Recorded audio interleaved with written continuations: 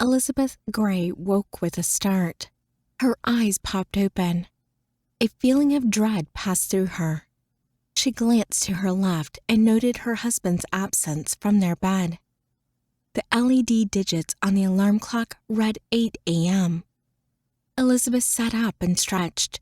She shook off her unrest. Must have been a dream. I don't remember.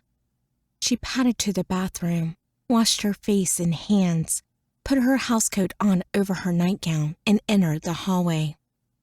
A voice could be heard coming from her granddaughter's bedroom. She stopped at the doorway and leaned on the frame.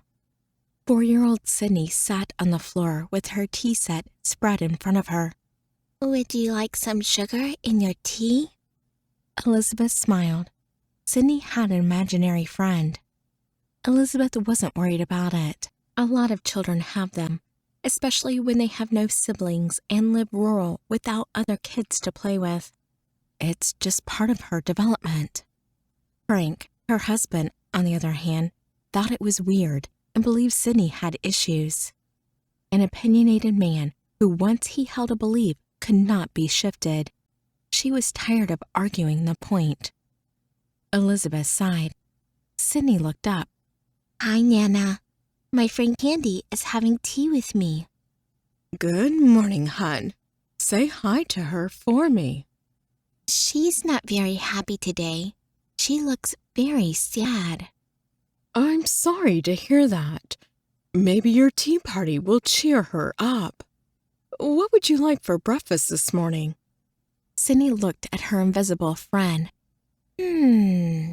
What should I eat today? What about pancakes? She looked at her Nana. Yep, Candy is smiling.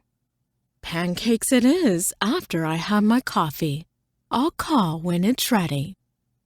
Elizabeth descended the stairs and went into the kitchen. The aroma of a full pot of coffee beckoned. She poured herself a cup and looked out the back window towards the barn and equipment building. Both doors were closed. Frank's probably out for his walk. Elizabeth padded to the front door to claim the swing and enjoy her coffee on this beautiful, warm morning. She stepped onto the veranda and came to a cold stop. With a sharp intake of breath, her free hand flew to her chest and she gasped, "Oh my God!" The full cup of coffee in her other hand hit the floor. Splintered shards of porcelain scattered across the porch while hot coffee splashed up over her white, fluffy slippers. "Oh my God!" she gasped. Frank lay face down on the wooden floor. Elizabeth kneeled beside him. "Frank? Frank!" She shook his shoulder. No response. She tried to push him over into his back, but only managed to get him halfway on his side. Frank's eyes stared back at her, glazed and lifeless. Her hands covered her mouth. "No," she whispered. Elizabeth put her fingers to his neck. "No pulse." Her hand moved to his chest. "No heartbeat." His body was feeling cold to the touch. How long has he been laying here? Elizabeth knew he was dead. There was nothing she or anyone else could do for her husband. A state of shock froze her body to the spot. She had no idea how long she kneeled there staring at her deceased husband. She stood and went inside.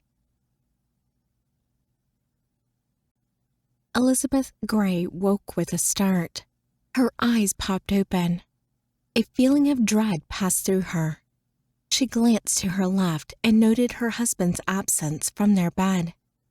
The LED digits on the alarm clock read 8 a.m. Elizabeth sat up and stretched. She shook off her unrest. Must have been a dream. I don't remember. She padded to the bathroom, washed her face and hands, put her housecoat on over her nightgown, and entered the hallway. A voice could be heard coming from her granddaughter's bedroom. She stopped